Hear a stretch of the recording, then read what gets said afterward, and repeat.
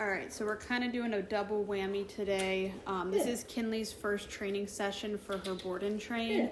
She has been with me before for some boarding, but she's doing an actual board and train now. So we are getting started as if I've never seen her before, but we'll be able to kind of speed through some things. So I also want to talk about classical conditioning and marker training in this video. Because it's really important and it's a step a lot of people miss. So that's what I'm doing here in the beginning. I'm going good and feeding over and over. Good, feed, over and over. This is called classical conditioning. So we're pairing an unconditioned stimulus, me saying good, with an unconditioned reward, food. She likes food. I don't have to teach her to like food. This was popularized by Ivan Pavlov. You may have heard of him doing his experiments with dogs salivating. And basically what happened was he was actually testing something else, but every time they provided food for the dogs, they would ring a bell. And the dogs started to, over time, understand that bell meant food was coming. So the bell rings, the dog starts to salivate.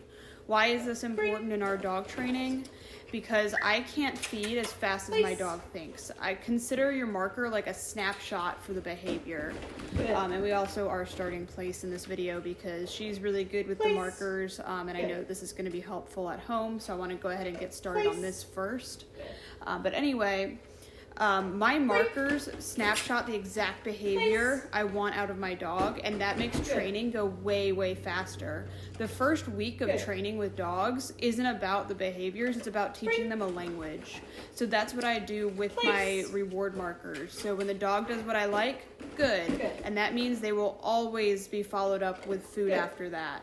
I create a very strong pattern for the dog, and that becomes super duper helpful, especially if you start doing more advanced stuff. That's going to help clear up a lot of confusion for you and the dog, and it's really easy to do. As I said, all you have to do to charge your marker is make the sound you want to make. You can also use clickers. I'm not able to use a clicker right now, but you just make the sound. So in my example, good and feed over and over. And that way when you start doing stuff like, let's say the heel, every time the dog hits my left side in the right position, I say good, and then I give them the food. So they know that exactly hitting that correct position on my left leg, that's what got them the food. That's what I marked and rewarded.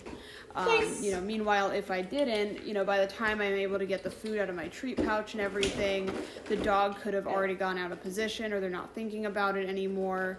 So those markers are really, really important to get in the habit of using.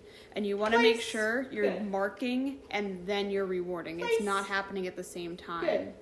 And that will actually increase dopamine production in the dog's brain because they have that anticipation of, I know something good is coming.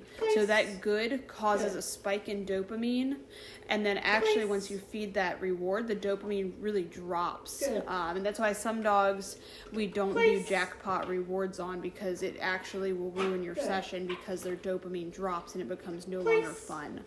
We don't have to worry about that for the most part when we're doing stuff like just good and feed. And there's a ton more markers we can talk about. I actually use them all throughout the quadrants of operant conditioning, but I want to wait to do another video on that at a later point where my brain's working a little better, because operant conditioning is a pretty big topic to cover. Classical conditioning is also a big topic, but we're just talking about markers in this video. Sometimes I'll also use a termination marker. So when I say YES, yes, I'm not sure why I spelled that. That means my dog can break and get the reward. So it's also a reward marker just like good, but it means the dog can break that position. Whereas for me, good means keep doing what you're doing. So you'll notice with Kynlee on place here, I'm marking good and feeding, but when I want her to come off the bed, I'm telling her free. So that good is not releasing her. But I am marking every single time I feed. And really getting her brain primed, because having those markers will speed your training up way, way more than if you're not using them, because we're able to really be deliberate with our dogs.